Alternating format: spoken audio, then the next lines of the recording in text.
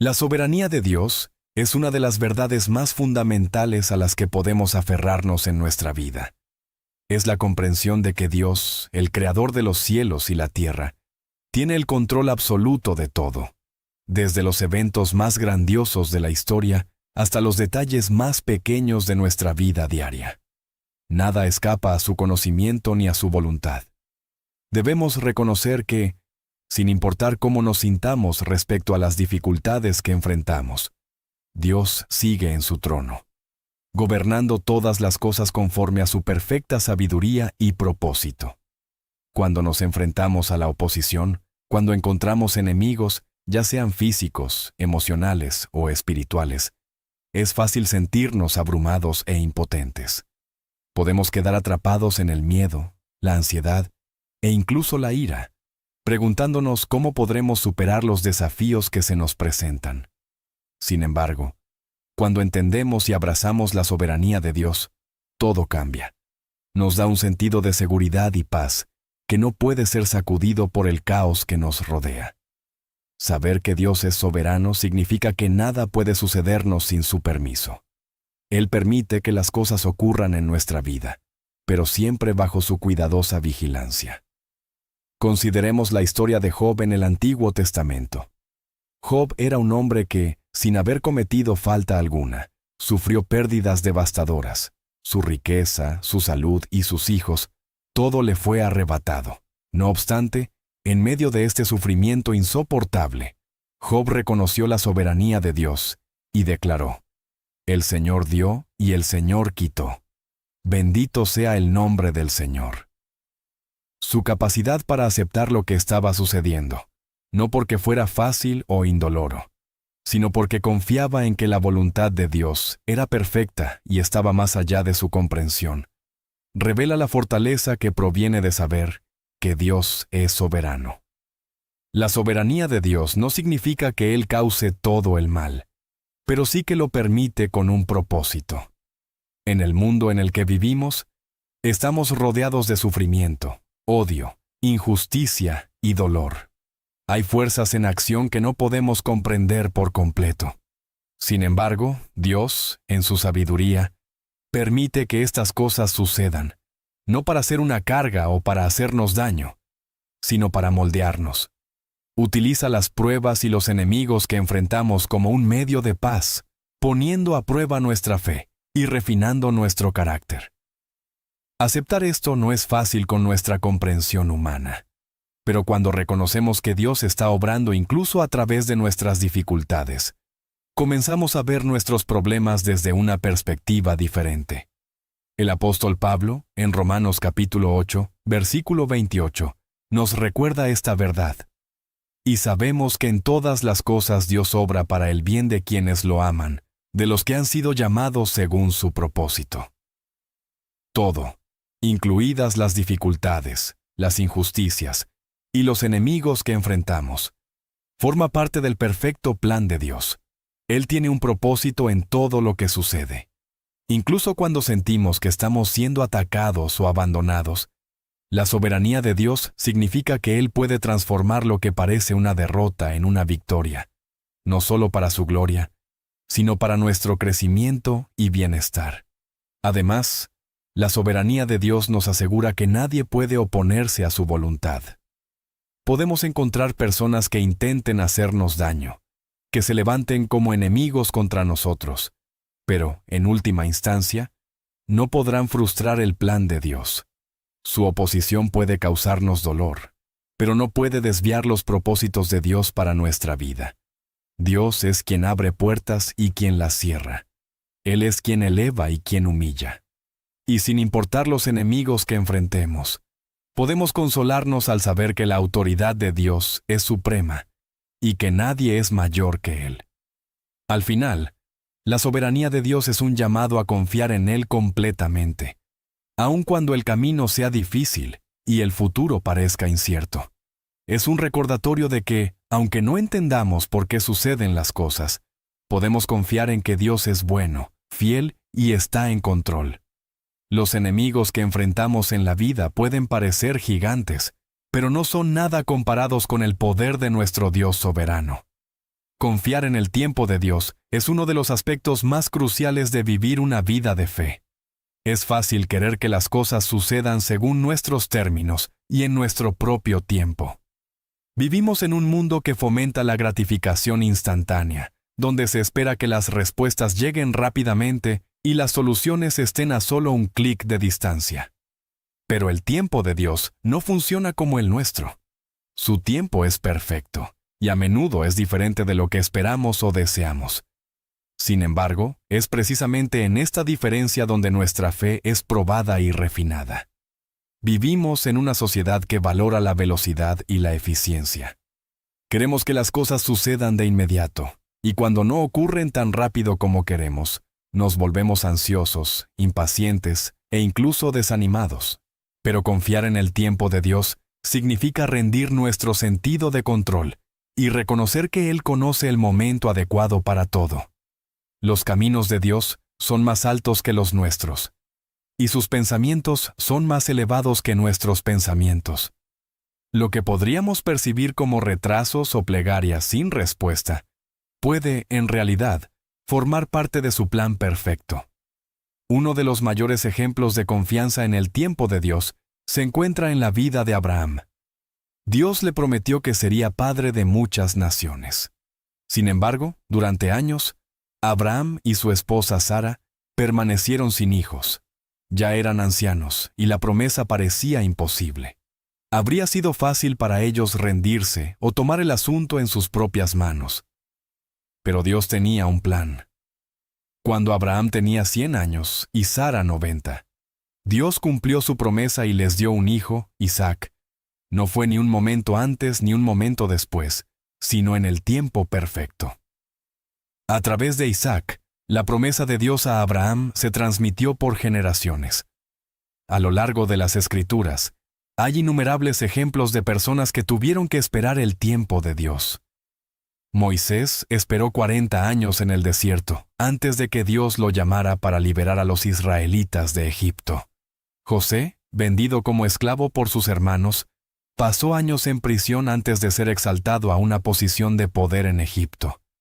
Cada uno de ellos tenía una promesa de Dios, pero cada uno tuvo que confiar en su tiempo, incluso cuando las circunstancias parecían imposibles. Esperar en el tiempo de Dios puede ser uno de los aspectos más desafiantes de la vida cristiana. Requiere paciencia, perseverancia y confianza. Requiere estar dispuesto a decir, Dios, confío en que sabes lo que es mejor para mí, y confío en que cumplirás tus promesas en tu tiempo perfecto. Significa soltar nuestras propias agendas y rendirnos a la voluntad de Dios, aun cuando no coincida con nuestras expectativas. Significa confiar en que Dios ve el panorama completo y que su plan para nuestra vida es mucho más grande de lo que podríamos imaginar. La Biblia nos recuerda que Dios nunca llega tarde, siempre actúa en el momento justo. En el Salmo 27, versículo 14, se nos dice, «Espera en el Señor, esfuérzate y aliéntese tu corazón. Sí, espera en el Señor». Esta espera no es pasiva, sino activa.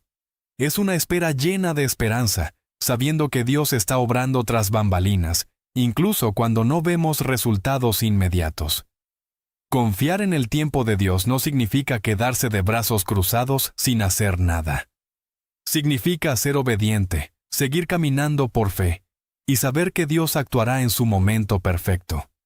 Confiar en el tiempo de Dios también implica estar dispuestos a esperar la temporada adecuada. Hay momentos en la vida en los que Dios nos mantiene en un periodo de preparación, equipándonos para lo que está por venir. Así como un agricultor debe esperar la estación correcta para la cosecha, nosotros también debemos esperar la temporada indicada en nuestras vidas.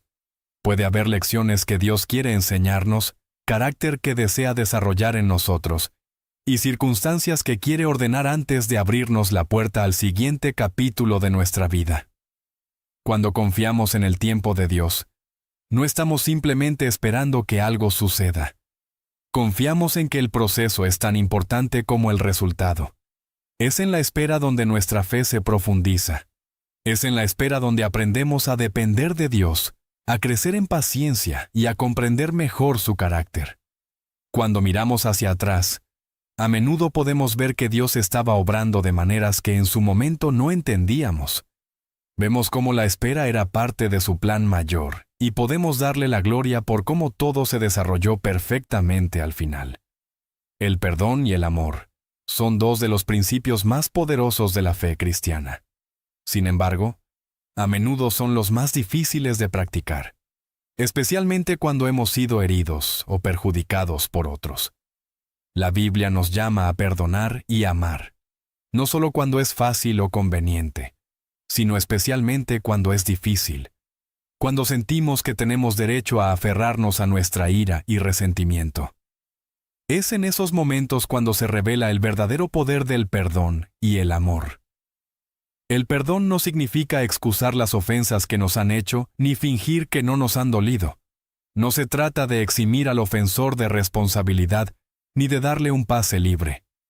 Perdonar es soltar el control que la ofensa tiene sobre nuestro corazón y decidir liberarnos de la amargura y el enojo que pueden consumirnos.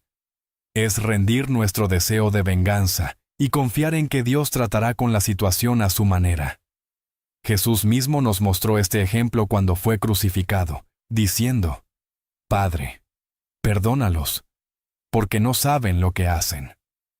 Incluso en medio de una injusticia extrema, Jesús eligió el perdón sobre la amargura, el amor sobre el odio y la paz sobre la represalia. El acto de perdonar no es solo un acto de obediencia, sino un acto de libertad. Cuando nos aferramos a la falta de perdón, permitimos que el dolor y la ira nos controlen. Se convierten en una carga que nos impide avanzar. Pero cuando perdonamos, soltamos esa carga, nos liberamos de las cadenas del resentimiento y permitimos que la paz de Dios llene el espacio que antes ocupaba el dolor.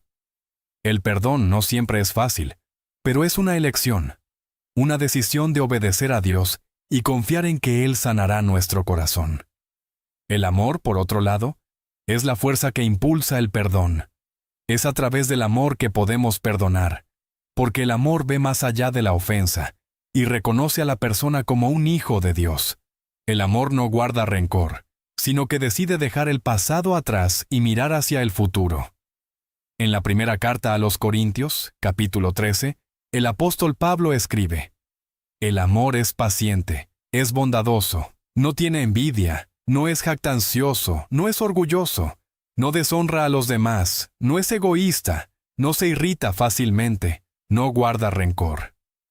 Estas palabras nos recuerdan que el amor no es solo un sentimiento, sino una acción. Es una decisión de tratar a los demás con bondad y gracia, incluso cuando no lo merecen. El tipo de amor al que Jesús nos llama es incondicional. Es un amor que no depende de si la otra persona lo merece o no, sino un amor que proviene del corazón de Dios. Cuando amamos a los demás de esta manera, reflejamos el amor que Dios tiene por nosotros.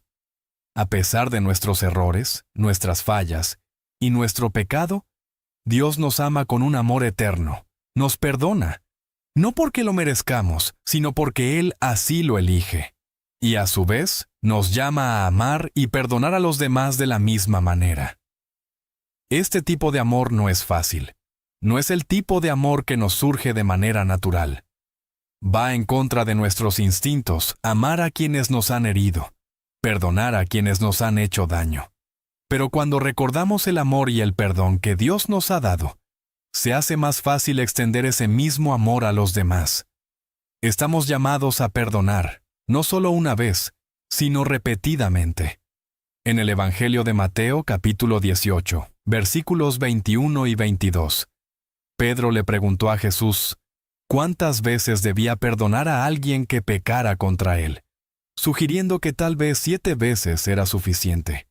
Pero Jesús respondió, no te digo hasta 7 veces, sino hasta 70 veces 7. En otras palabras, el perdón no tiene límite. Estamos llamados a perdonar tantas veces como sea necesario, porque esa es la medida en la que Dios nos ha perdonado. El perdón y el amor también están profundamente conectados con nuestro propio crecimiento espiritual. Cuando elegimos perdonar, Tomamos el corazón de Cristo. Elegimos la humildad sobre el orgullo, la misericordia sobre el juicio y la gracia sobre la condenación. Permitimos que Dios obre en nosotros y a través de nosotros, transformando nuestro corazón para que sea más como el suyo. Cuanto más perdonamos, más aprendemos a amar. Cuanto más amamos, más experimentamos la profundidad del amor de Dios por nosotros. Es un ciclo que nos lleva a la sanidad, la paz y la libertad. El llamado a perdonar y amar no es solo para quienes nos han hecho daño, sino para todos, incluso para aquellos que nos resultan difíciles de amar o que no comprendemos. Jesús dejó claro que debemos amar a nuestro prójimo como a nosotros mismos e incluso amar a nuestros enemigos.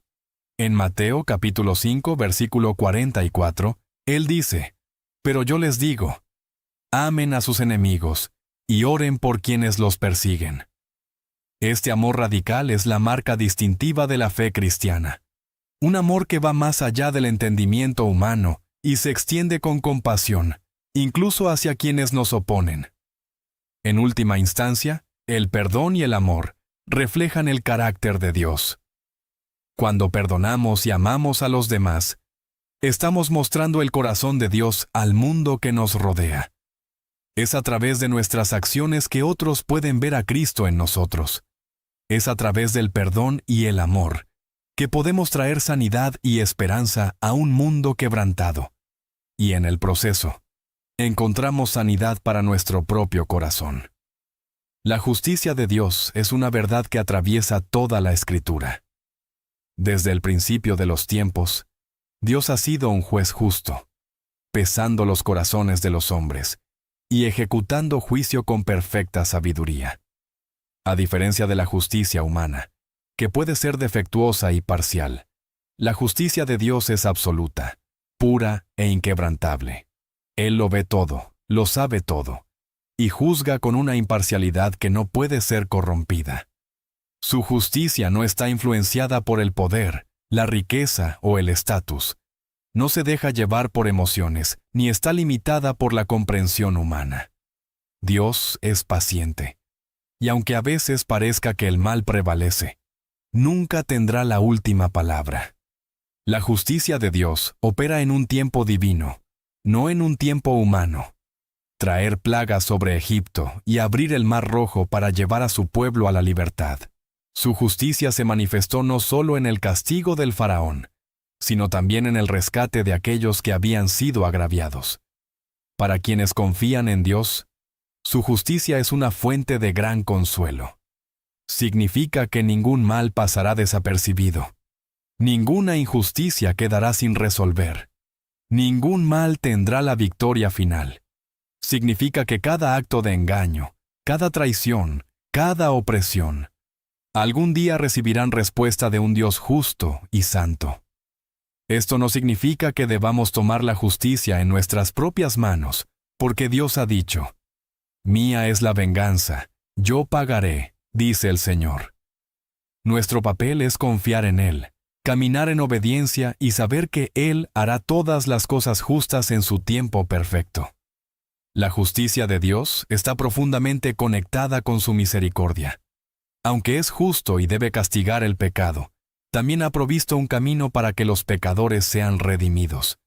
Esta es la mayor demostración de su justicia y su amor, a través de Jesucristo.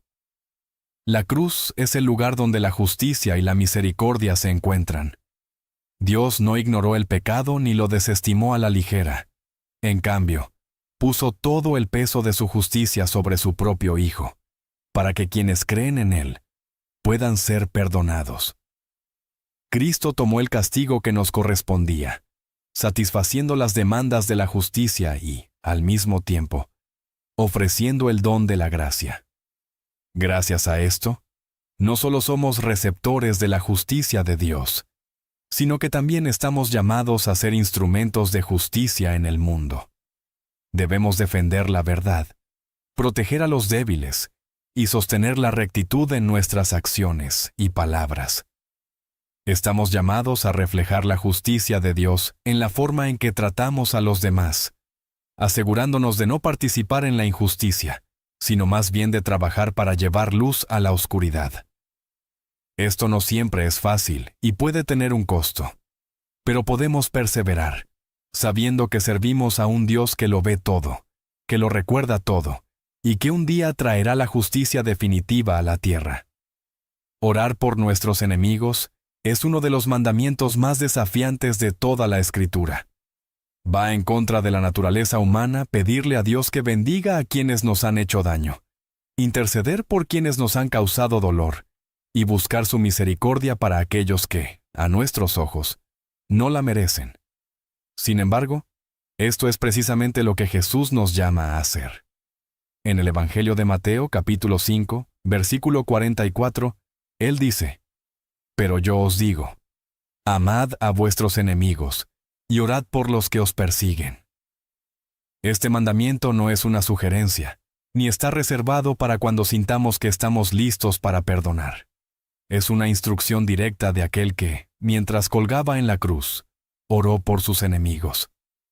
Orar por nuestros enemigos no significa justificar sus acciones o fingir que el daño que nos han causado es insignificante. No se trata de ignorar la justicia ni de tolerar el mal. Se trata de alinear nuestro corazón con el de Dios, de rechazar el odio y de elegir responder de una manera que refleje su carácter, en lugar de dejarnos llevar por nuestras propias emociones. Cuando oramos por nuestros enemigos, los ponemos en manos de Dios y reconocemos que solo Él es el juez justo. Renunciamos a nuestro deseo de venganza y confiamos en que Él los tratará conforme a su perfecta sabiduría. Orar por nuestros enemigos requiere humildad. Nos exige dejar a un lado nuestro orgullo y reconocer que, así como nosotros necesitamos la misericordia de Dios, también la necesitan aquellos que nos han hecho daño. Nosotros solemos verlos solo a través del lente de sus acciones contra nosotros, pero Dios los ve como personas creadas a su imagen, personas que están perdidas y necesitan su gracia. Cuando oramos por ellos, invitamos a Dios a obrar en sus vidas, no solo para su corrección, sino para su transformación. Le pedimos que abra su corazón, que los lleve al arrepentimiento y que los guíe hacia la redención. Este tipo de oración también nos cambia a nosotros. Cuando comenzamos a orar sinceramente por quienes nos han herido, nuestros corazones se ablandan. La amargura que nos consumía empieza a desvanecerse, y nos encontramos siendo transformados a la imagen de Cristo. Comenzamos a ver a nuestros enemigos no solo como adversarios, sino como individuos que necesitan el amor de Dios. Jesús mismo nos dio el mayor ejemplo de oración por los enemigos. Mientras era crucificado, sufriendo injustamente a manos de quienes lo golpearon, lo escupieron y lo clavaron en la cruz, pronunció estas palabras: «Padre, perdónalos, porque no saben lo que hacen». Esta no fue una oración de debilidad, sino de fuerza divina. Fue una oración que demostró su amor inquebrantable, un amor que se extendía incluso hacia aquellos que, en ese mismo momento, lo estaban matando. Si Jesús pudo orar por sus enemigos en su momento de mayor sufrimiento, entonces ciertamente nosotros también podemos orar por quienes nos han hecho daño. Orar por nuestros enemigos no garantiza que la reconciliación siempre se llevará a cabo. Algunos pueden nunca cambiar, algunos pueden nunca reconocer sus errores, y otros pueden continuar en su camino a pesar de nuestras oraciones. Pero ese no es el punto. No estamos llamados a orar por ellos en función de su respuesta, sino porque Dios nos ha mandado a hacerlo. Nuestras oraciones no dependen de sus acciones, son un acto de obediencia a Dios. Además, hay un gran poder en estas oraciones. Cuando presentamos a nuestros enemigos ante Dios, ponemos la situación en sus manos. Dejamos de cargar con el peso de la ira y el resentimiento, y en su lugar, confiamos en que Él obrará a su manera y en su tiempo. A veces, Dios usará nuestras oraciones para cambiar el corazón de nuestros enemigos. Otras veces, las usará para cambiar el nuestro. Pero en cada caso, habrá transformación, ya sea en ellos, en nosotros o en ambos. El amor de Dios no está reservado solo para aquellos que son fáciles de amar. Se extiende a los que no lo merecen, a los quebrantados e incluso a quienes se oponen a Él. Dios nos amó cuando éramos sus enemigos, y a través de Cristo nos reconcilió consigo mismo. Ahora, nos llama a extender ese mismo amor a través de la oración. Independientemente de si nuestros enemigos lo reconocen o no, si cambian o no, si lo merecen o no, oramos, no porque ellos sean dignos, sino porque Dios lo es, y Él nos ha llamado a vivir de una manera que refleje su gracia. La paz en la entrega es una de las verdades más profundas de la fe cristiana. Sin embargo, es una de las más difíciles de aceptar. La naturaleza humana nos enseña a luchar, a resistir, a aferrarnos con fuerza a nuestros planes, deseos y necesidad de control. Creemos que la seguridad proviene de sujetarnos firmemente a lo que podemos ver, medir y manipular. Pero la verdadera paz no proviene del control, no viene del esfuerzo, la preocupación o de imponer nuestra propia voluntad. Viene de rendirnos a Dios, de soltar nuestras cargas en sus manos y confiar en que Él tiene el control. La rendición no es un signo de debilidad ni de derrota.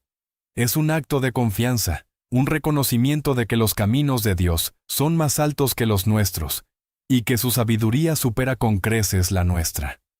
Es el momento en el que dejamos de esforzarnos en nuestras propias fuerzas y empezamos a descansar en Él. Jesús habló de esta rendición cuando dijo: «Venid a mí todos los que estáis cansados y cargados, y yo os haré descansar». No dijo: «Venid a mí, y os daré más cosas de qué preocuparos», ni «Venid a mí, y resolveréis todo por vuestra cuenta». Simplemente dijo: «Venid a mí, y yo os haré descansar». Esta es la paz de la rendición. La paz que llega cuando dejamos de cargar lo que nunca fuimos llamados a llevar y permitimos que Dios tome el control. Pero la fe no requiere que entendamos todo. La fe es confiar en Dios incluso cuando no comprendemos. Abraham se rindió cuando Dios lo llamó a dejar su tierra natal e ir a un lugar que no conocía. Moisés se rindió cuando Dios le dijo que se presentara ante el faraón, con nada más que un cayado en su mano. María se rindió cuando el ángel le dijo que daría a luz al Hijo de Dios, aunque no comprendía completamente lo que eso significaría. Una y otra vez, a lo largo de las Escrituras, vemos que la rendición no es pasiva, sino una confianza activa en aquel que nunca falla. Cuando nos rendimos, no estamos perdiendo el control, sino colocándolo en manos de quien ya lo tiene. No estamos renunciando, sino eligiendo creer que el plan de Dios es más grande que el nuestro. La paz que proviene de esta rendición no es la paz que el mundo ofrece. No es una paz basada en las circunstancias o en la ausencia de problemas. Es una paz que sobrepasa todo entendimiento. Una paz que permanece incluso en medio de la incertidumbre. Una paz arraigada en la presencia inquebrantable de Dios. Jesús mismo modeló la rendición perfecta en el huerto de Getsemaní. Al enfrentar el sufrimiento de la cruz, oró: «Padre, si quieres, pasa de mí esta copa, pero no se haga mi voluntad, sino la tuya». En ese momento, nos mostró lo que significa confiar completamente en Dios. No huyó del camino que tenía delante, no exigió un resultado diferente, se rindió. Y en esa rendición encontró la fuerza para cumplir su propósito. Su rendición trajo redención al mundo. Este es el poder de la rendición. No es un lugar de derrota, sino un lugar de victoria. Es el momento en que dejamos de luchar contra el plan de Dios y comenzamos a caminar en él. Es el lugar donde el miedo es reemplazado por la fe, donde el esfuerzo es reemplazado por el descanso, donde el caos es reemplazado por la paz. Es donde finalmente entendemos que Dios no nos pide que lo comprendamos todo, sino que confiemos en Él. La protección y la victoria de Dios son promesas entretejidas a lo largo de las Escrituras, garantías de que Él es refugio para su pueblo y defensor contra todo lo que busca hacerle daño. Desde el momento en que la humanidad cayó, Dios ha estado obrando para proteger, guiar y librar a aquellos que ponen su confianza en Él. Su protección no siempre se manifiesta de la manera en que el mundo espera, y su victoria no siempre luce como lo que la fuerza humana definiría como triunfo. Pero sus caminos son más altos. Su sabiduría es perfecta y su poder es inconmovible. Él no es un observador distante, sino un protector siempre presente, una fortaleza para quienes lo buscan, un escudo que no puede ser quebrantado. Los salmos declaran una y otra vez que Dios es un refugio y un baluarte. El Señor es mi roca, mi fortaleza y mi libertador. Mi Dios es mi roca, en quien me refugio, mi escudo y el cuerno de mi salvación, mi baluarte. Este es el lenguaje de la batalla, el lenguaje de un rey guerrero que se interpone entre su pueblo y el enemigo. Dios no abandona a los suyos, no los deja indefensos. Los rodea con su presencia, los sostiene con su mano justa y va delante de ellos en cada batalla que enfrentan. La protección de Dios no significa que su pueblo nunca enfrentará pruebas, que nunca caminará por tormentas o que nunca sufrirá los ataques del enemigo. Su protección no es la ausencia de lucha, sino la certeza de que en la lucha Él está presente. 3 hombres hebreos se pararon ante el horno de fuego sabiendo que Dios podía librarlos, pero aun si no lo hacía, no se inclinarían. Daniel fue arrojado al foso de los leones, pero Dios cerró la boca de los leones. Pablo fue golpeado, naufragó y fue encarcelado, pero declaró que nada podía separarlo del amor de Cristo. No fueron personas que fueron libradas de la adversidad, pero sí fueron personas que sabían que, sin importar lo que se levantara contra ellos, Dios aún estaba ahí protegiéndolos. La victoria pertenece al Señor. Y cuando Él pelea por su pueblo, ningún enemigo puede prevalecer contra Él. Las batallas de la vida no se ganan solo con esfuerzo humano, sino con el poder de Dios obrando. Los israelitas estaban atrapados entre el Mar Rojo y el ejército egipcio que avanzaba, pero Dios abrió un camino donde no lo había. Josué guió al pueblo alrededor de los muros de Jericó, y por mandato de Dios, esos muros cayeron sin que se levantara una sola arma. David, un pastor, enfrentó al gigante Goliat con nada más que una honda y 5 piedras, pero declaró: «La batalla es del Señor». Y con un solo golpe, el enemigo fue derrotado. La victoria de Dios no trata solo de las batallas físicas que nos rodean, sino de las batallas espirituales que buscan destruir nuestras almas. La batalla más grande se libró en la cruz, donde Jesús venció al pecado, la muerte y el poder del enemigo de una vez y para siempre. Lo que parecía derrota ante los ojos del mundo fue la mayor victoria en toda la historia. La tumba vacía es la declaración definitiva de que ningún poder de las tinieblas, ningún plan del enemigo y ninguna arma forjada contra nosotros puede prevalecer cuando Dios está de nuestro lado. La victoria en Dios no significa siempre que la batalla desaparezca de inmediato, pero sí significa que el resultado ya está determinado. No importa cuán feroz sea la oposición ni cuán fuerte parezca el enemigo. La última palabra pertenece a Dios. El enemigo puede rugir, pero no puede vencer al pueblo de Dios. Puede amenazar, pero ya ha sido derrotado. El mismo Dios que protegió a Daniel, que libró a Israel, que fortaleció a David y que resucitó a Cristo de entre los muertos, es el mismo Dios que está con su pueblo hoy. Cuando confiamos en la protección y la victoria de Dios, el miedo pierde su control. Ya no tenemos que vivir en ansiedad por las batallas venideras, porque sabemos quién pelea por nosotros. No tenemos que temblar ante el enemigo, porque sabemos que nuestro defensor es más grande. No estamos llamados a luchar con nuestras propias fuerzas, sino a permanecer firmes en la fortaleza del Señor. Las armas del enemigo no pueden atravesar el escudo de la fe, y los planes de las tinieblas no pueden vencer la luz de la verdad de Dios. La protección de Dios no siempre significa escapar de la adversidad, pero sí significa que en cada prueba Él está presente, y que en cada batalla Él es victorioso. Él camina con su pueblo en el valle, los resguarda en la tormenta y los sostiene en el fuego. Su victoria no es incierta, ya está ganada. El poder del enemigo está roto, las cadenas del pecado están destruidas, y la promesa de la eternidad con Él está asegurada. Ninguna fuerza en el cielo o en la tierra puede deshacer lo que Dios ya ha hecho, y ninguna batalla que enfrentemos podrá revocar la victoria que se encuentra en Él. A través de cada prueba, cada batalla y cada tormenta, Dios sigue siendo soberano. Su tiempo es perfecto, su justicia es segura y su amor es inquebrantable. Él nos llama a confiar en Él, a rendir nuestros miedos, a caminar en perdón y a orar incluso por aquellos que están en nuestra contra. No nos deja indefensos, sino que nos rodea con su protección, pelea por nosotros y nos conduce a la victoria. La verdadera paz no se encuentra en nuestra propia fuerza, sino en la rendición total a su voluntad. Él es nuestro refugio, nuestra fortaleza y nuestra ayuda siempre presente. Ningún enemigo puede resistir su poder. Ninguna oscuridad puede vencer su luz, y ninguna carga es demasiado pesada para su mano.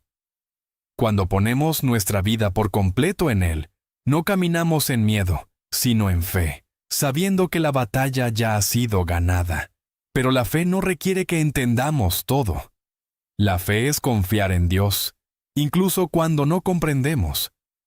Abraham se rindió cuando Dios lo llamó a dejar su tierra natal e ir a un lugar que no conocía. Moisés se rindió cuando Dios le dijo que se presentara ante el faraón con nada más que un cayado en su mano. María se rindió cuando el ángel le dijo que daría a luz al Hijo de Dios, aunque no comprendía completamente lo que eso significaría. Una y otra vez, a lo largo de las Escrituras, vemos que la rendición no es pasiva, sino una confianza activa en aquel que nunca falla.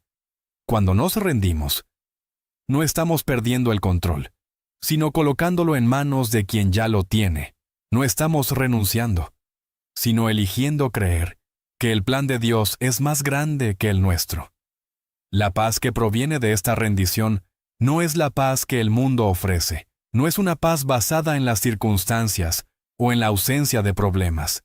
Es una paz que sobrepasa todo entendimiento, una paz que permanece incluso en medio de la incertidumbre, una paz arraigada en la presencia inquebrantable de Dios. Jesús mismo modeló la rendición perfecta en el huerto de Getsemaní.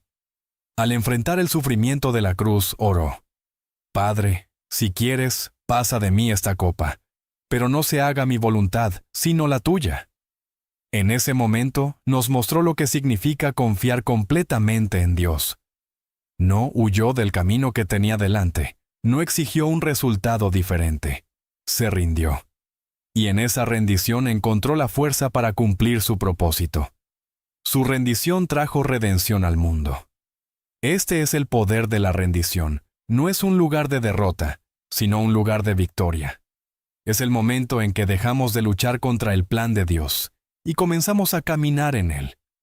Es el lugar donde el miedo es reemplazado por la fe, donde el esfuerzo es reemplazado por el descanso, donde el caos es reemplazado por la paz. Es donde finalmente entendemos que Dios no nos pide que lo comprendamos todo, sino que confiemos en Él. La protección y la victoria de Dios son promesas entretejidas a lo largo de las Escrituras, garantías de que Él es refugio para su pueblo y defensor contra todo lo que busca hacerle daño. Desde el momento en que la humanidad cayó, Dios ha estado obrando para proteger, guiar y librar a aquellos que ponen su confianza en Él. Su protección no siempre se manifiesta de la manera en que el mundo espera, y su victoria no siempre luce como lo que la fuerza humana definiría como triunfo. Pero sus caminos son más altos, su sabiduría es perfecta y su poder es inconmovible. Él no es un observador distante, sino un protector siempre presente, una fortaleza para quienes lo buscan, un escudo que no puede ser quebrantado. Los salmos declaran una y otra vez que Dios es un refugio y un baluarte. El Señor es mi roca, mi fortaleza y mi libertador. Mi Dios es mi roca, en quien me refugio. Mi escudo y el cuerno de mi salvación. Mi baluarte. Este es el lenguaje de la batalla. El lenguaje de un rey guerrero que se interpone entre su pueblo y el enemigo. Dios no abandona a los suyos, no los deja indefensos, los rodea con su presencia, los sostiene con su mano justa y va delante de ellos en cada batalla que enfrentan. La protección de Dios no significa que su pueblo nunca enfrentará pruebas, que nunca caminará por tormentas o que nunca sufrirá los ataques del enemigo. Su protección no es la ausencia de lucha, sino la certeza de que en la lucha Él está presente.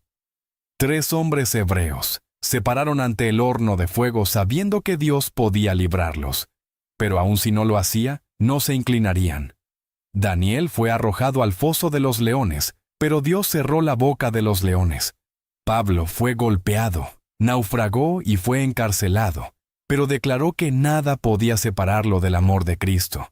No fueron personas que fueron libradas de la adversidad, pero sí fueron personas que sabían que, sin importar lo que se levantara contra ellos, Dios aún estaba ahí protegiéndolos.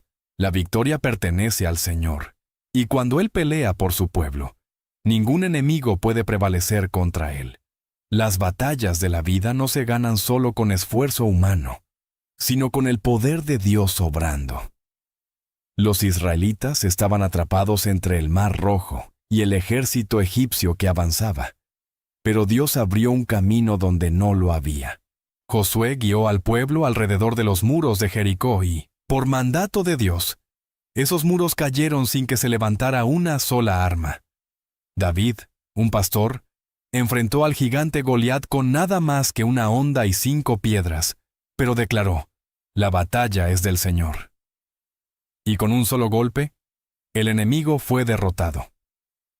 La victoria de Dios no trata solo de las batallas físicas que nos rodean, sino de las batallas espirituales que buscan destruir nuestras almas. La batalla más grande se libró en la cruz, donde Jesús venció al pecado, la muerte y el poder del enemigo de una vez y para siempre. Lo que parecía derrota ante los ojos del mundo fue la mayor victoria en toda la historia. La tumba vacía es la declaración definitiva de que ningún poder de las tinieblas, ningún plan del enemigo y ninguna arma forjada contra nosotros puede prevalecer cuando Dios está de nuestro lado. La victoria en Dios no significa siempre que la batalla desaparezca de inmediato, pero sí significa que el resultado ya está determinado. No importa cuán feroz sea la oposición, ni cuán fuerte parezca el enemigo. La última palabra pertenece a Dios. El enemigo puede rugir, pero no puede vencer al pueblo de Dios. Puede amenazar, pero ya ha sido derrotado.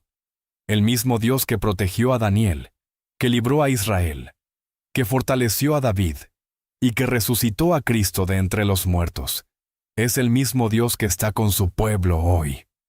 Cuando confiamos en la protección y la victoria de Dios, el miedo pierde su control.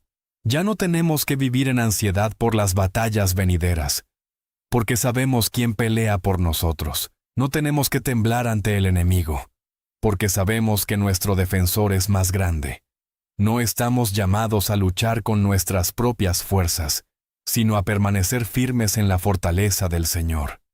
Las armas del enemigo no pueden atravesar el escudo de la fe, y los planes de las tinieblas no pueden vencer la luz de la verdad de Dios. La protección de Dios no siempre significa escapar de la adversidad, pero sí significa que en cada prueba Él está presente, y que en cada batalla Él es victorioso. Él camina con su pueblo en el valle, los resguarda en la tormenta y los sostiene en el fuego. Su victoria no es incierta, ya está ganada. El poder del enemigo está roto, las cadenas del pecado están destruidas, y la promesa de la eternidad con Él está asegurada.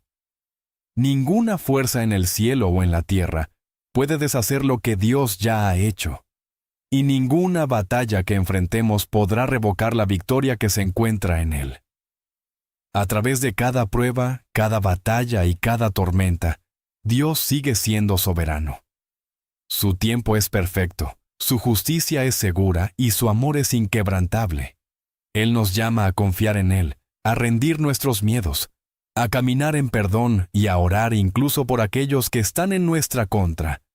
No nos deja indefensos, sino que nos rodea con su protección, pelea por nosotros y nos conduce a la victoria. La verdadera paz no se encuentra en nuestra propia fuerza, sino en la rendición total a su voluntad. Él es nuestro refugio, nuestra fortaleza y nuestra ayuda siempre presente. Ningún enemigo puede resistir su poder. Ninguna oscuridad puede vencer su luz. Y ninguna carga es demasiado pesada para su mano. Cuando ponemos nuestra vida por completo en Él, no caminamos en miedo, sino en fe, sabiendo que la batalla ya ha sido ganada. ¿Y si fuera más que eso? ¿Y si despertar a esta hora no fuera un accidente, sino una invitación? ¿Y si, en la quietud de la noche, estuviera siendo llamado? Hay algo sagrado en estas horas. Durante el día, la vida se mueve rápido. Las distracciones están en todas partes. El ruido del mundo es implacable. Pero en el silencio de la madrugada, antes de que salga el sol y comiencen las exigencias del día, existe un momento en el que el cielo y la tierra parecen más cercanos, donde el tiempo mismo se siente diferente, donde el alma, por fin, puede escuchar aquello que tan a menudo queda ahogado por el bullicio. Durante siglos, las personas han reconocido esta hora como significativa. En las Escrituras encontramos que fueron durante las vigilias nocturnas cuando hombres y mujeres de fe clamaron en oración, buscando guía, respuestas y fortaleza. Fue en la soledad de estos momentos cuando los profetas recibieron visiones, cuando se revelaron misterios, cuando los corazones fueron movidos hacia un propósito mayor. Aún hoy, en diversas culturas y tradiciones, este lapso de tiempo es considerado un espacio de despertar espiritual. Una hora en la que lo sobrenatural está más activo, en la que la mente está más abierta, en la que el alma es más receptiva a los susurros divinos. ¿Por qué tantas personas despiertan a esta hora? Podría ser que algo dentro de ellas anhela ser escuchado. La mente, libre del ruido del día, finalmente tiene espacio para reflexionar. Las cargas que llevamos durante las horas diurnas se vuelven más claras en la noche. Los miedos emergen. La paz, también. Todo lo que ha sido reprimido comienza a salir a la superficie. Y en ese momento, en la oscuridad, tenemos una elección. La mayoría, cuando despierta a esta hora, hace una de dos cosas. Lucha por volver a dormir, o toma el teléfono y se desplaza sin rumbo, llenando el silencio. Pero, ¿y si, en lugar de tratar de escapar de este momento, lo abrazaras? ¿Y si este despertar no fuera una interrupción, sino un regalo? Hay algo en esta hora que exige atención.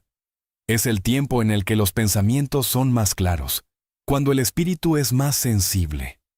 Es en estos momentos cuando las personas recuerdan cosas largamente olvidadas, sueños abandonados, pasiones inexploradas, errores que necesitan ser enmendados.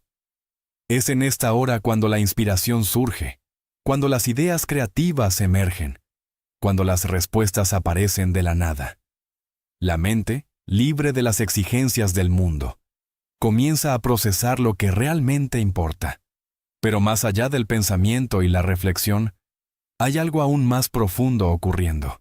El corazón habla de maneras en las que no lo hace durante el día. Hay un llamado innegable hacia algo más grande. Una sensación de que la vida es más de lo que hemos visto y conocido. Y es en estos momentos cuando las personas se enfrentan a su yo más verdadero. Sin distracciones, sin máscaras, solo la realidad cruda y honesta de su espíritu. Algunas personas despiertan a esta hora con una sensación de urgencia. Se sienten alertas, con un impulso que no pueden explicar. Puede ser que alguien les venga repentinamente a la mente. Alguien en quien no han pensado en años, pero por quien ahora sienten la necesidad de orar o comunicarse. Puede ser una decisión que han estado evitando, una que saben que deben finalmente enfrentar. Puede ser una abrumadora sensación de gratitud, una profunda apreciación por la vida, por otra oportunidad, por el simple hecho de estar aquí. Otros despiertan con miedo. Se ven confrontados con sus ansiedades, sus arrepentimientos, las cargas que llevan. Las preocupaciones del mañana parecen más pesadas en la quietud de la noche. Los fracasos del ayer se sienten más reales. Las incertidumbres del futuro se vuelven ineludibles. Y sin embargo, en este momento hay una oportunidad. Una oportunidad para soltarlo todo, para rendir el peso, para cambiar el miedo por fe, la duda por esperanza, el caos por paz. Esta hora no se trata solo de estar despierto físicamente. Se trata de despertar espiritualmente. Es un recordatorio de que la vida es más que rutina, más que horarios, más que la interminable persecución del éxito. Es un recordatorio de que hay algo más profundo en juego, algo invisible pero innegable. Algunos lo llaman intuición, otros lo llaman guía divina. Pero, sin importar el nombre que se le dé, la verdad sigue siendo la misma. Este no es un momento sin sentido. A lo largo de la historia, algunas de las mayores revelaciones, los pensamientos más poderosos, los momentos más transformadores, han surgido en la quietud de la madrugada. Es en este espacio donde hombres y mujeres han encontrado dirección cuando estaban perdidos. Es en este espacio donde se han librado batallas, no con armas, sino con oración, con rendición, con una resolución inquebrantable de levantarse y caminar por un nuevo sendero. Es en este espacio donde las vidas han cambiado. Así que, cuando despiertes en las primeras horas de la mañana, no lo descartes, no ignores el llamado. Quédate quieto, escucha, examina tu corazón. Puede que descubras que este momento, esta hora, no es una coincidencia, es un despertar. 2. Alinearse con el propósito. El propósito no es algo con lo que tropezamos por accidente. No es algo que se nos entrega envuelto en una caja, esperando a ser abierto. El propósito es algo en lo que crecemos. Algo que descubrimos a través de la prueba, de la lucha, de momentos de claridad y temporadas de duda. Sin embargo, en lo más profundo de cada persona existe una semilla de propósito, un llamado, una razón de ser, un camino destinado a ser recorrido. Algunos lo reconocen temprano en la vida, mientras que otros pasan años, incluso décadas, buscándolo. Algunos lo abrazan sin dudar, mientras que otros resisten, temerosos de lo que pueda exigirles. Pero hay una verdad inmutable. No hay realización, no hay paz verdadera, hasta que nos alineamos con el propósito para el que fuimos creados. Vivimos en un mundo que constantemente nos arrastra en diferentes direcciones. Expectativas, tentaciones, obligaciones, distracciones, cada una tratando de moldear nuestras decisiones, de dictar el rumbo de nuestra vida. Desde una edad temprana, se nos dice cómo debe ser el éxito, qué caminos debemos seguir, qué sueños son aceptables de perseguir. Y así, muchas personas caminan por la vida, no alineadas con su verdadero propósito, sino con las expectativas de otros. Toman trabajos que no aman, llevan vidas que no los llenan, persiguen cosas que los dejan vacíos, escalan escaleras solo para darse cuenta de que estaban apoyadas en la pared equivocada. Y sin embargo, en medio de todo este ruido, hay una voz silenciosa que nunca desaparece por completo. Una voz que susurra en momentos de soledad. Una voz que se expresa a través de la inquietud, a través de la insatisfacción, a través de esa sensación inquebrantable de que hay algo más. Es en estos momentos, cuando despertamos en la madrugada, cuando sentimos ese tirón en el corazón, cuando reconocemos que algo dentro de nosotros está fuera de alineación, que se nos da una elección, ignorarlo y seguir el camino de menor resistencia, o detenernos, escuchar y comenzar a buscar el camino que realmente estamos destinados a seguir. Alinearse con el propósito no se trata de seguir un guión perfecto. Se trata de estar en armonía con las verdades más profundas de quienes somos. Se trata de desprendernos de las identidades falsas que hemos llevado, de las máscaras que hemos usado para complacer a otros, de los roles que hemos interpretado sin que reflejen nuestro verdadero llamado. Se trata de hacernos las preguntas difíciles. ¿Por qué estoy aquí? ¿Para qué fui creado? ¿Qué enciende mi alma de una manera en que nada más lo hace? La mayoría no se hace estas preguntas porque temen las respuestas. Porque el propósito siempre tiene un costo. Exige crecimiento, exige cambio, requiere coraje. El momento en que comenzamos a adentrarnos en nuestro propósito, enfrentaremos resistencia, dudas internas, oposición externa. Las personas pueden no entenderlo. Algunas incluso intentarán desanimarnos, pero el propósito no se trata de complacer a las personas, se trata de cumplir con un llamado. Algunos han conocido su propósito durante años, pero lo han enterrado debajo del miedo, debajo de excusas, debajo de la creencia de que no están calificados, no son lo suficientemente buenos, o no están listos. Pero aquí está la verdad. El propósito no se trata de estar listos, sino de estar dispuestos. Se trata de dar un paso, luego otro, incluso cuando el camino es incierto.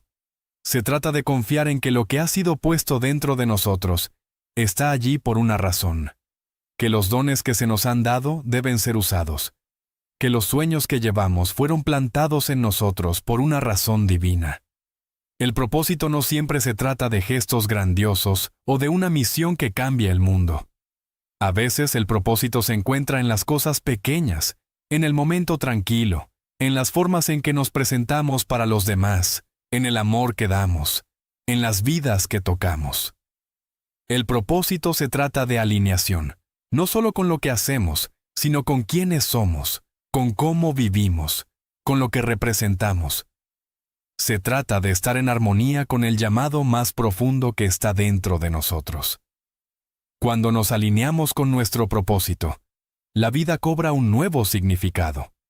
Las luchas que enfrentamos ya no parecen ser en vano. El dolor que hemos soportado comienza a tener sentido. Los obstáculos que hemos superado revelan su lección, porque el propósito no borra las dificultades, pero les da sentido. Transforma las pruebas en testimonios, los fracasos en lecciones que nos moldean en lo que siempre debimos ser. Para alinearnos con el propósito, debemos estar dispuestos a dejar ir todo lo que no está alineado. Debemos dejar ir el miedo que nos retiene. Dejar ir las voces que nos dicen que no podemos. Dejar ir la necesidad de aprobación, de validación, de certeza.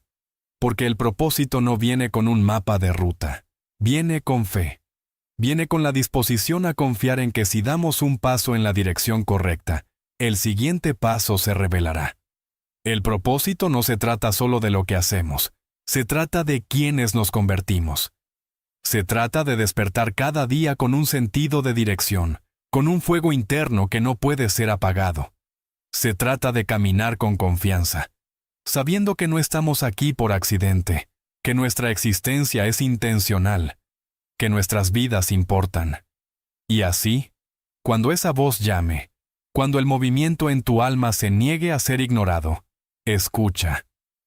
Porque el propósito está esperando. La alineación es posible. Y la vida que estabas destinado a vivir está más cerca de lo que piensas. Número 3.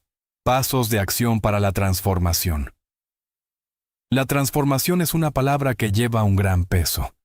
Es una palabra que significa cambio a nivel profundo y personal. Una metamorfosis que va más allá de las mejoras superficiales, alcanzando el núcleo mismo de lo que somos. Se trata de crecimiento, renacimiento y de convertirnos en la persona que siempre estuvimos destinados a ser. La transformación no es un destino, es un viaje. Y no es algo que ocurra por accidente. Requiere acción deliberada. Una serie de pasos que nos mueven de donde estamos a donde debemos estar. La verdad es que el cambio nunca es fácil. Exige sacrificio, exige disciplina, exige el coraje de alejarnos de lo que es cómodo y familiar para abrazar lo desconocido.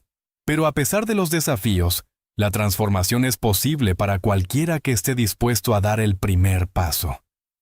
La clave está en entender que se requiere acción. Podemos pensar en el cambio, podemos soñar con él, podemos desearlo, pero nada cambiará a menos que tomemos acción. El primer paso de acción en la transformación es quizás el más fundamental: la decisión de cambiar. El cambio no ocurre solo. Comienza cuando decides que donde estás ya no es donde quieres estar. Comienza cuando miras tu vida y reconoces que algo debe ceder. Tal vez sea tu mentalidad, tal vez sean tus hábitos, tal vez sean tus relaciones, tu carrera o tu salud física, lo que sea. La transformación comienza con el simple pero poderoso acto de decidir. Para muchas personas, la decisión de cambiar llega después de una llamada de atención. Puede ser una experiencia dolorosa, un momento de fracaso o un evento que los sacude hasta el fondo. Para otros, la decisión llega gradualmente, a medida que se sienten cada vez más insatisfechos con sus circunstancias actuales. De cualquier manera, la decisión de cambiar es el punto de partida. Es el momento en que reconoces que mereces más, que eres capaz de más, y que es hora de dar un paso hacia tu potencial. Pero una vez que se toma la decisión, el siguiente paso a menudo es el más difícil: asumir la responsabilidad de tu vida. Vivimos en un mundo que a menudo busca a alguien o algo a quien culpar cuando las cosas van mal. Es fácil señalar a otros, a las circunstancias, al pasado. Pero la verdad es que somos los arquitectos de nuestro propio destino. Nadie más tiene el poder de moldear nuestro futuro, a menos que se lo demos. La transformación requiere que asumamos plena responsabilidad de donde estamos en la vida, reconociendo que nuestras elecciones, nuestras acciones y nuestra mentalidad nos han traído hasta aquí. Asumir la responsabilidad es empoderador. Significa que, no importa lo difíciles que sean las circunstancias, no importa lo imposible que parezca la situación, tú tienes el poder de cambiarla. En el momento en que dejas de culpar y empiezas a ser dueño de tu vida, desbloqueas el potencial de crecimiento. Te conviertes en el creador de tu propia historia. Te das cuenta de que tu futuro está en tus manos, y depende de ti escribir el siguiente capítulo. Las rutinas familiares, los hábitos, las creencias a las que te aferras. Pero la persona que necesitas llegar a ser, te exige que te adentres en lo desconocido. Te exige que hagas cosas que te asustan, cosas que te empujan más allá de tus límites. Abrazar la incomodidad significa que estás dispuesto a enfrentar tus miedos, a probar cosas nuevas y a seguir adelante incluso cuando sea difícil. Aquí es donde la transformación realmente ocurre, en los momentos en los que sales de lo fácil, en los momentos en los que superas tus límites autoimpuestos y descubres de lo que realmente eres capaz. Finalmente, la paciencia es necesaria para la transformación. Con demasiada frecuencia, las personas se rinden porque esperan que los resultados lleguen demasiado rápido. Quieren que el cambio ocurra de la noche a la mañana.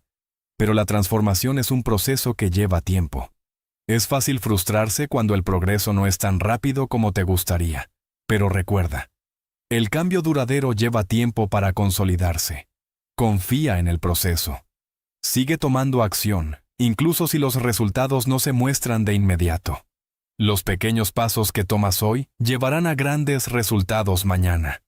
La transformación es un proceso, un poderoso viaje de autodescubrimiento, crecimiento y cambio. No es fácil, pero vale la pena. Cada paso. Agradece que cada desafío que enfrentas te acerca a la persona que siempre debiste ser. Y con cada paso, te darás cuenta de que la transformación no solo se trataba de cambiar lo que haces, sino de cambiar quién eres. La transformación no es un evento único. Es un viaje de toda la vida, construido sobre las acciones consistentes e intencionales que tomamos cada día. Desde el momento en que decidimos que queremos cambiar, hasta el punto en el que asumimos plena responsabilidad por nuestras vidas. Cada paso es vital para moldear a la persona que estamos llegando a ser. La claridad de visión y un plan bien pensado son la base sobre la cual descansa la verdadera transformación, pero sin acción. Incluso los mejores planes siguen siendo solo eso. Planes. Es a través del compromiso diario con esas acciones que experimentamos un verdadero crecimiento. Cada uno de nosotros tiene el potencial de crear un cambio duradero en nuestras vidas, pero se requiere más que solo desear o esperar algo mejor. Se requiere valentía para entrar en la incomodidad, disciplina para mantenerse en el camino y la resiliencia para levantarse nuevamente cuando caemos. El poder de la transformación está en nuestras manos. Al tomar la decisión de cambiar, asumir la responsabilidad de nuestras circunstancias, aclarar nuestro propósito y avanzar con un plan concreto, allanamos el camino para la transformación que vemos. No se trata de perfección, sino de progreso. Cada pequeña acción que tomamos en la dirección de nuestra visión nos acerca a la persona que siempre debimos ser. Y con cada paso, nos acercamos a una vida de realización, significado y propósito. El narcisismo es más que solo arrogancia o autoabsorción. Es una condición profundamente arraigada en el corazón, una que exalta el yo por encima de todo lo demás. La Biblia habla extensamente sobre el orgullo, la esencia misma del narcisismo, porque es uno de los mayores bastiones espirituales que separan a una persona de Dios. En Proverbios 16, 18, leemos: El orgullo precede a la destrucción, y la arrogancia antes de la caída. Este versículo revela la inevitable caída de aquellos que se colocan por encima de los demás, rechazando la corrección, la humildad y la rendición de cuentas. Desde el principio, el espíritu del narcisismo ha estado trabajando en el mundo. En Isaías 14, 12, 15, vemos los orígenes de esta naturaleza de autoexaltación en la caída de Lucifer. Él fue una vez un ángel poderoso, pero el orgullo lo dominó. Dijo en su corazón: subiré al cielo. Por encima de las estrellas de Dios elevaré mi trono y me haré semejante al Altísimo. Esta fue la primera manifestación del narcisismo. El deseo de ser más grande, estar por encima, ser intocable. ¿Y cuál fue el resultado? Lucifer fue expulsado del cielo, condenado por toda la eternidad. Este es el patrón del narcisismo. Eleva a una persona pero finalmente la derrumba. El narcisismo no es meramente un rasgo de personalidad. Es un problema espiritual. Es una condición del corazón que se niega a someterse a Dios. Es una mentalidad que dice: soy mi propio Dios, mi camino es el mejor, mi verdad es la única verdad. Por eso, tratar de razonar con un narcisista puede ser tan frustrante. Ellos no ven la necesidad de arrepentirse, no reconocen sus faltas. En su mente, siempre tienen la razón y todos los demás son el problema. La Biblia nos advierte sobre este tipo de personas en 2 Timoteo 3, 2, 5, que describe a las personas en los últimos días como amadores de sí mismos, amadores del dinero, vanagloriosos, soberbios, blasfemos, desobedientes a los padres, ingratos, impíos. Este pasaje es una clara advertencia. El narcisismo es un espíritu peligroso, uno que corrompe las relaciones, distorsiona la verdad y finalmente lleva a la destrucción. Un narcisista vive de la manipulación, el control y la autoglorificación. Buscan validación no de Dios, sino de las personas, siempre anhelando admiración. Su valor no está enraizado en Cristo, sino en las opiniones de los demás. Por eso, a menudo se encolerizan rápidamente cuando se les confronta, se defienden cuando se les cuestiona y no pueden admitir sus errores. Proverbios 9, 8 dice: no reprendas al burlón, porque te odiará. Reprende al sabio y te amará. Un narcisista es un burlón, alguien que rechaza la sabiduría porque contradice su autoimportancia. Cuando intentas corregirlos, no lo reciben con humildad.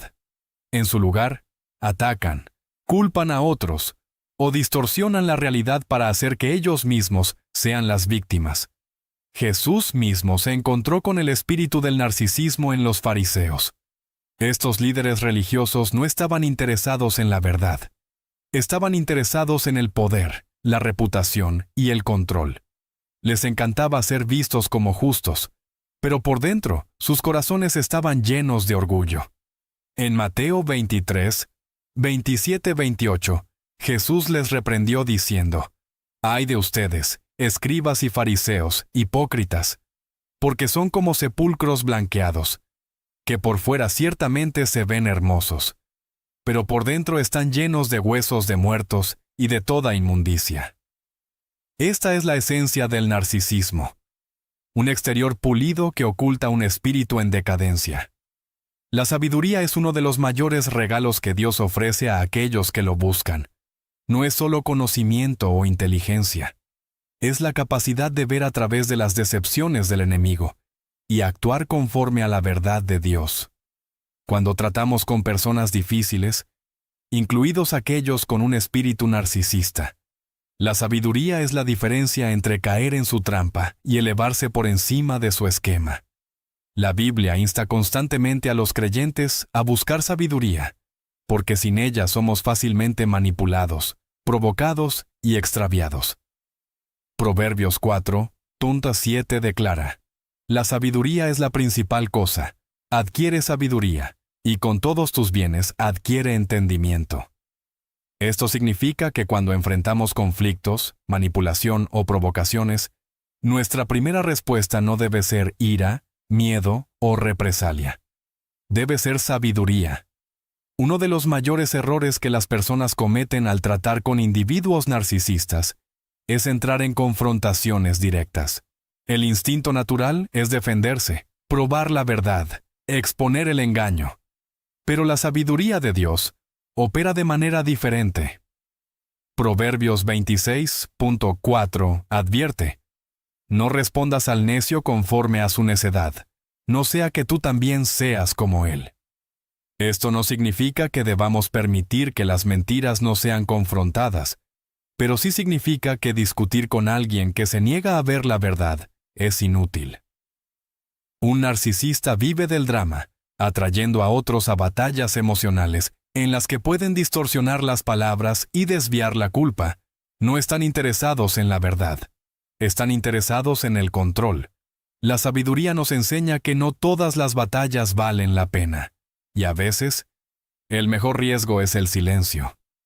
Jesús mismo demostró esto cuando estuvo ante sus acusadores. Cuando fue falsamente acusado, se burlaron de él y lo provocaron. No desperdició palabras con aquellos que ya tenían los corazones endurecidos. Permaneció en silencio, sabiendo que la verdad no necesita ser defendida ante aquellos que se niegan a aceptarla. Dios manda a su pueblo caminar en sabiduría, discerniendo cuándo hablar y cuándo callar. Santiago 1:19 instruye: Todo hombre sea pronto para oír, tardo para hablar, tardo para airarse.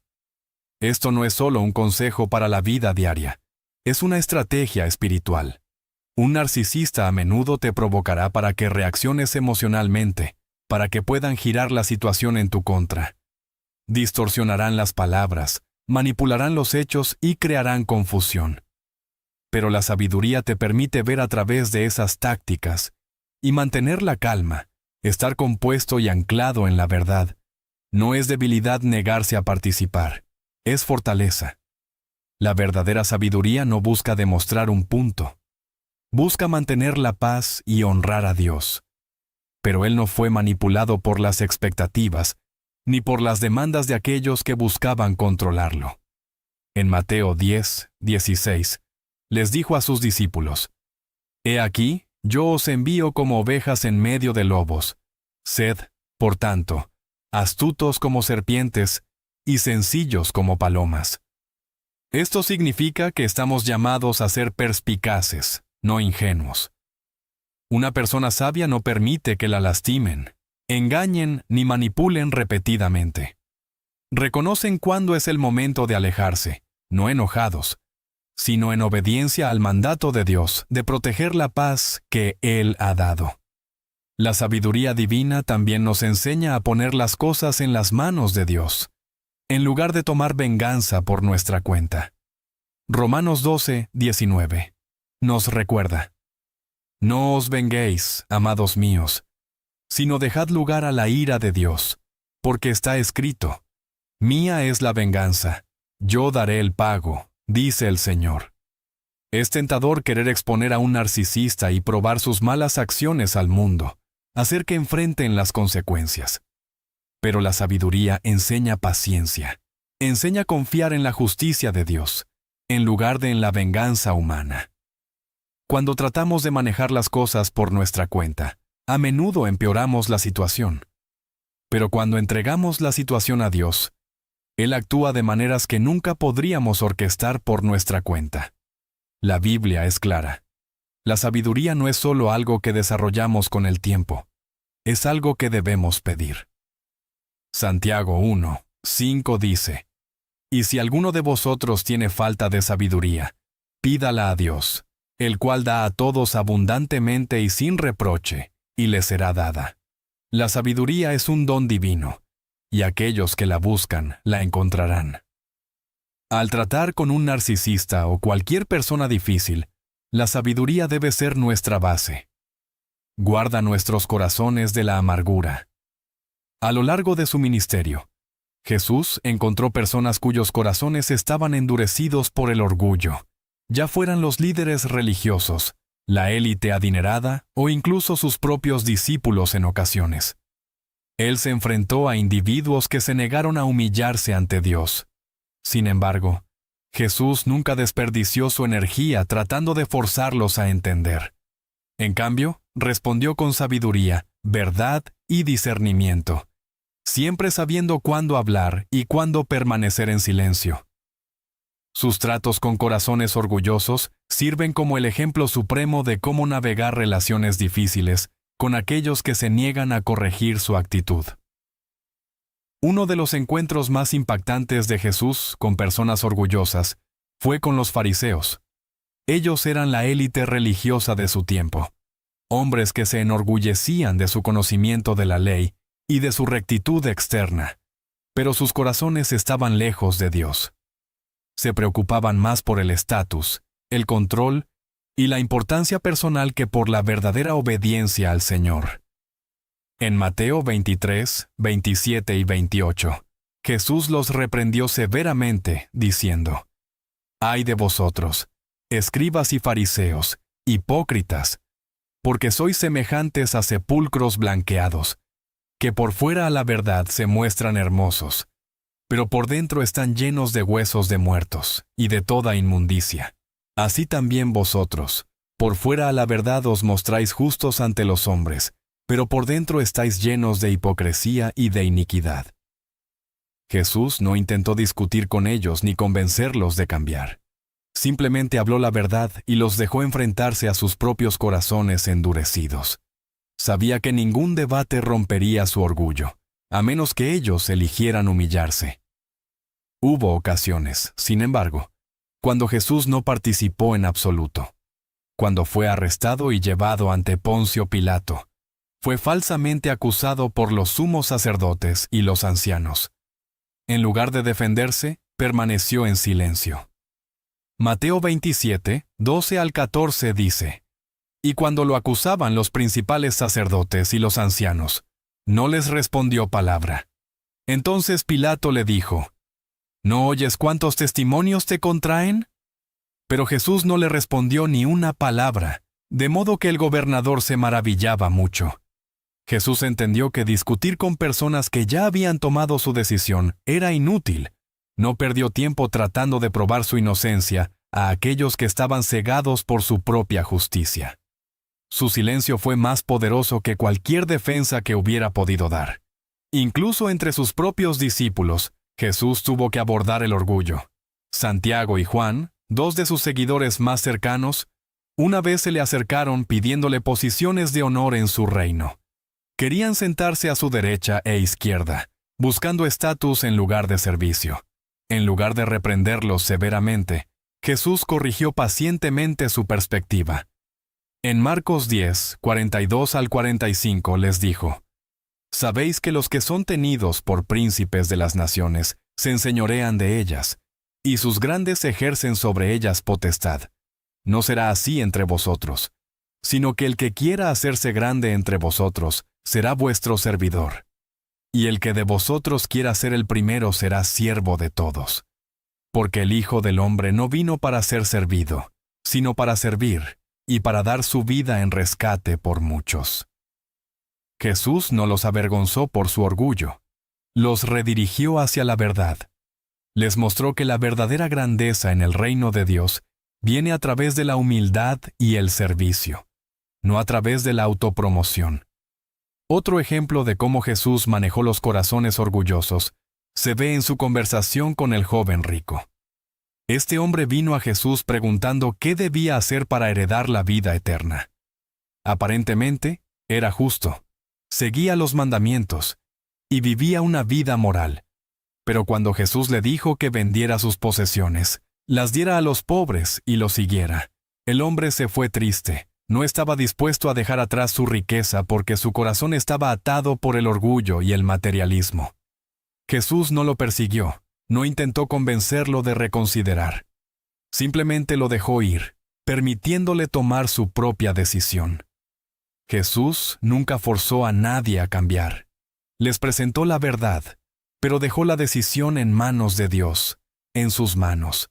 La forma en que Jesús trató con los corazones orgullosos nos enseña varias lecciones importantes.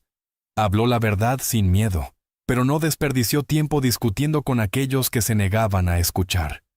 Corregía con paciencia, ofreciendo a las personas la oportunidad de humillarse, pero nunca suplicó a nadie que cambiara. Él entendió que un corazón lleno de orgullo debe ser confrontado con la verdad, pero que la decisión de cambiar siempre debe ser personal. Muchas personas caen en la trampa de la amargura porque se niegan a liberar los daños del pasado. Cuando alguien ha sido agraviado, el instinto natural es aferrarse al dolor, meditar sobre la injusticia. Pero la falta de perdón es un veneno que se extiende por el corazón, sofocando la paz y la alegría. Jesús dejó claro que el perdón no es opcional para aquellos que lo siguen. En Mateo 6, 14, 15, dijo: «Porque si perdonan a otros cuando pecan contra ustedes, su Padre Celestial también los perdonará. Pero si no perdonan a otros sus pecados, su Padre no perdonará sus pecados». Perdonar no significa excusar un comportamiento incorrecto, ni permitir que las personas sigan hiriéndote. Significa liberar la ofensa para que no se arraigue en el corazón y se convierta en resentimiento. Pasar tiempo en la presencia de Dios es la manera más poderosa de guardar el corazón. Una persona no puede esperar mantenerse espiritualmente fuerte si no llena su corazón constantemente con la verdad de Dios. La oración, la adoración y la meditación en las Escrituras crean una barrera protectora alrededor del corazón. Cuando el enemigo trata de plantar semillas de duda o temor, un corazón lleno de la presencia de Dios reconocerá la mentira y la rechazará. El Salmo 119, versículo 11 dice: «He escondido tu palabra en mi corazón para no pecar contra ti». Cuanto más una persona se sumerge en la palabra de Dios, más fuertes se vuelven sus defensas espirituales. La batalla por el corazón no es algo que se pueda pelear de manera pasiva. Requiere intencionalidad, discernimiento y disposición para eliminar todo lo que amenace su pureza. El enemigo siempre buscará corromper el corazón, pero Dios ha dado a cada creyente la sabiduría y la fuerza para guardarlo. Cuando una persona permanece firme en la fe, se rodea de influencias piadosas, camina en perdón y llena su corazón con la verdad de Dios, permanecerá firme contra todo ataque y anclada en su amor. Existe una tendencia natural en la humanidad de querer confrontar los problemas directamente, defenderse y exigir justicia cuando se es agraviado. El mundo enseña que la fuerza se encuentra en levantarse, hablar y negarse a ceder. Pero el camino de Dios es diferente. Su palabra enseña que el verdadero poder no se encuentra en discusiones acaloradas, palabras contundentes o autodefensas. Se encuentra en la oración. Las mayores batallas no se ganan a través de confrontaciones, sino al entregar la situación a Dios y permitir que Él pelee en favor de su pueblo. La oración no es una respuesta débil, es la arma más poderosa que tiene un creyente. Cuando se enfrenta a personas difíciles, especialmente aquellas con corazones endurecidos, la manipulación o el orgullo, la confrontación a menudo lleva a más conflicto. Proverbios 15, 1 dice: «La respuesta suave aparta la ira, pero la palabra dura hace subir el furor». Las discusiones acaloradas rara vez cambian los corazones. En cambio, crean más división y hostilidad. Pero cuando una persona elige llevar el asunto ante Dios en oración, está colocando la situación en las manos de quien ve todas las cosas, entiende cada motivo oculto y tiene el poder de traer una verdadera transformación. Jesús mismo demostró este principio a lo largo de su ministerio. Estaba constantemente rodeado de personas que buscaban atraparlo en sus palabras, desacreditarlo y provocar conflicto. Los líderes religiosos lo confrontaban con acusaciones y lo engañaban con preguntas tratando de provocarlo a un debate que justificara su odio hacia él.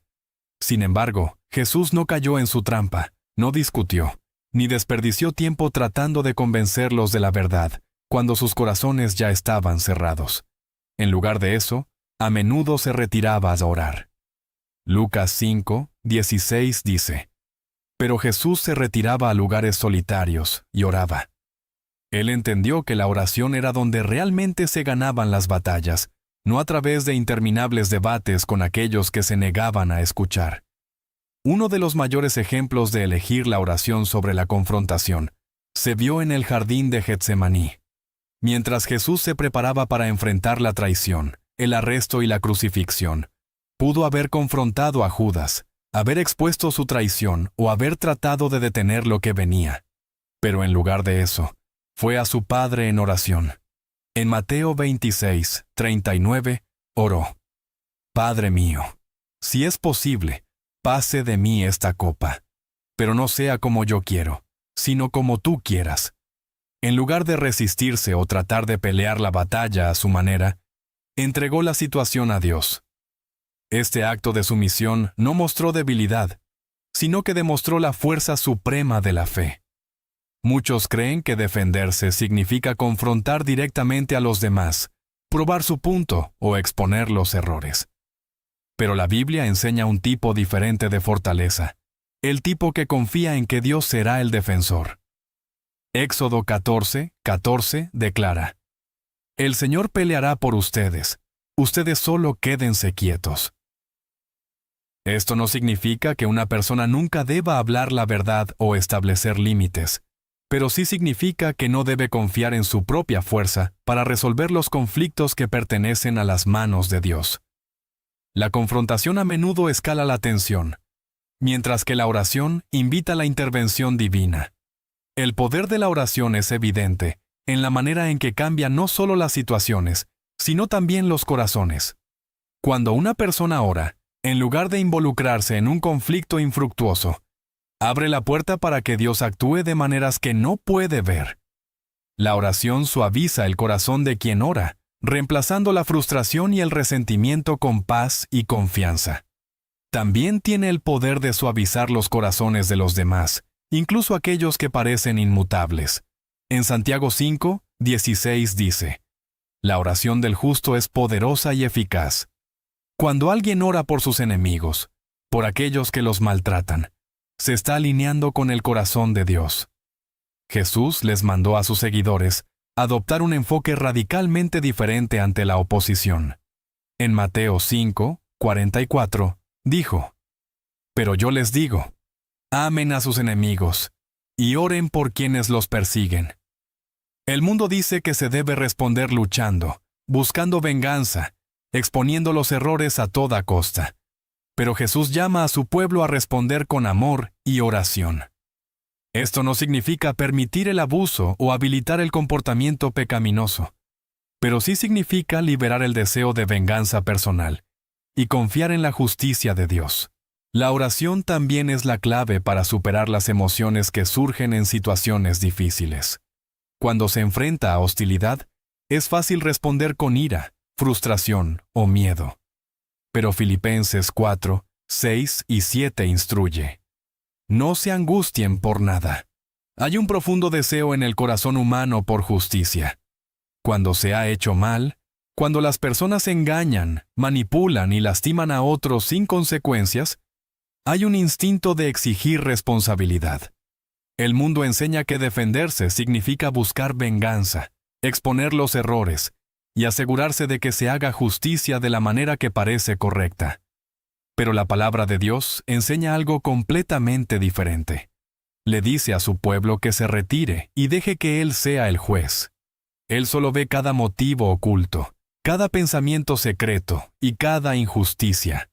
Él solo tiene la sabiduría para juzgar con justicia y la autoridad para ejecutar la justicia perfecta en su propio tiempo. La Biblia es clara al decir que la venganza no le pertenece al hombre. Romanos 12, 19 dice: No os venguéis, amados míos, sino dejad lugar a la ira de Dios, porque está escrito: Mía es la venganza, yo daré el pago, dice el Señor. Este no es un mandato fácil de seguir. Cuando una persona es agraviada, su primer instinto suele ser defenderse. Gracias por aclarar su nombre o asegurarse de que quien les hirió enfrente las consecuencias. Pero Dios llama a su pueblo a algo más alto. Los llama a confiar en Él, como el juez supremo. Esto no significa ignorar el mal o permitir que el mal continúe sin control. Pero sí significa entregar la carga del juicio al que juzga con justicia. Jesús mismo demostró esto frente a la traición y la injusticia. Cuando estuvo ante Pilato, falsamente acusado, burlado y condenado, no se defendió, no discutió ni trató de justificar su inocencia. Isaías 53, 7 profetizó sobre él. Fue oprimido y afligido, pero no abrió su boca. Como cordero fue llevado al matadero, y como oveja delante de sus trasquiladores, enmudeció, no abrió su boca. Jesús entendió que su Padre estaba en control. Confió en que la justicia de Dios era mayor que cualquier otra cosa, que cualquier cosa que el hombre pudiera ejecutar. Su silencio no fue debilidad, fue un acto poderoso de fe, dejando que Dios fuera el juez. Dejar que Dios sea el juez requiere paciencia y entrega. Muchas personas quieren ver justicia de inmediato. Quieren que los que les han hecho daño sean responsables de maneras que puedan ver y entender.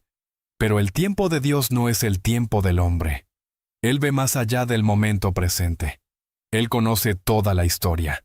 Sabe cómo humillar al orgulloso, cómo llevar al arrepentimiento al no arrepentido, y cómo hacer que incluso las situaciones más dolorosas trabajen para el bien de aquellos que confían en Él. Eclesiastés 3, 17 dice: Dios juzgará al justo y al impío, porque hay un tiempo para todo lo que se hace, un tiempo para todo lo que se juzga. Su justicia es cierta, aunque no venga cuando o como las personas esperan. También hay un peligro en intentar tomar el rol de juez personalmente. Cuando alguien se aferra a la amargura, el resentimiento y el deseo de venganza, esto los consume, no trae paz. Trae inquietud, ansiedad y esclavitud espiritual. Hebreos 12, 15 advierte: Mirad bien, no sea que alguno deje de alcanzar la gracia de Dios, que no brote ninguna raíz de amargura, que os estorbe, y por ella muchos sean contaminados. La amargura envenena el corazón, no hiere al que hace el mal, solo destruye al que se aferra a ella. Pero cuando una persona suelta su deseo de juzgar y lo pone en las manos de Dios, encuentra libertad. Ya no está cargada por la ira ni por la necesidad de vindicación. Puede caminar en paz, sabiendo que la justicia le pertenece al Señor. El perdón juega un papel vital en confiar en Dios como el juez. El perdón no significa excusar el pecado ni pretender que el mal no ocurrió. Significa entregar al ofensor en las manos de Dios. Significa decir: no llevaré esta carga del juicio. Confío en que Dios ve, Dios sabe, y Dios lo manejará. Jesús mandó a sus seguidores a perdonar, no porque los agravios cometidos contra ellos fueran insignificantes, sino porque aferrarse al rencor solo aprisionaría su propio corazón. En Mateo 6, 14 y 15, dijo: Porque si perdonáis a los hombres sus ofensas, os perdonará también a vosotros vuestro Padre Celestial. Pero si no perdonáis a los hombres sus ofensas, tampoco vuestro Padre perdonará vuestras ofensas. Soltar la necesidad de justicia de la manera en que uno lo desea es un acto de fe.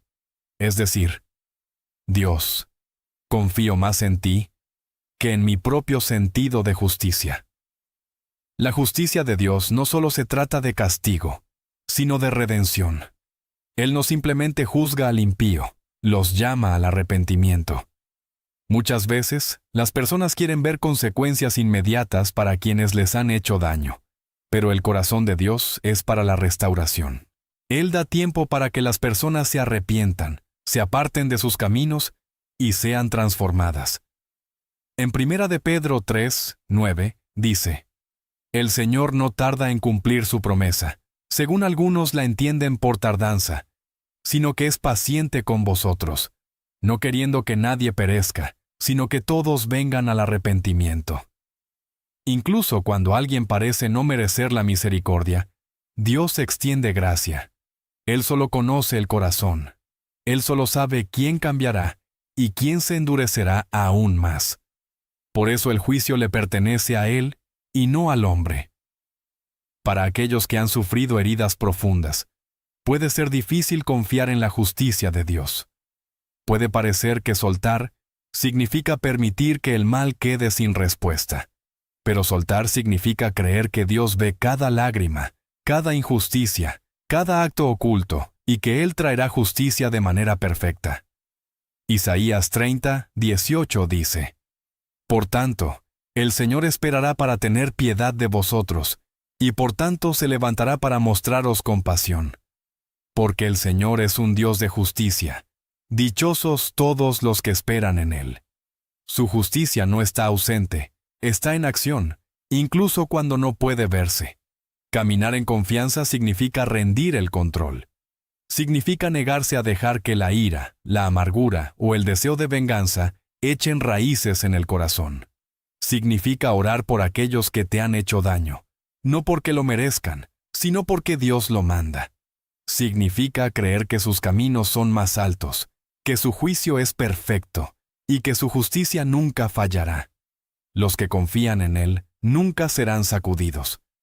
Existe la idea equivocada en el mundo de que alejarse de una situación, una relación o una batalla es señal de debilidad. Muchas personas creen que la verdadera fuerza significa quedarse, pelear, demostrar un punto y asegurarse de que se haga justicia. Pero el camino de Dios es diferente. La verdadera fuerza no se encuentra en discusiones interminables, retaliaciones o quedarse en ambientes tóxicos. La verdadera fuerza es saber cuándo alejarse y confiar en Dios con lo que ha quedado atrás.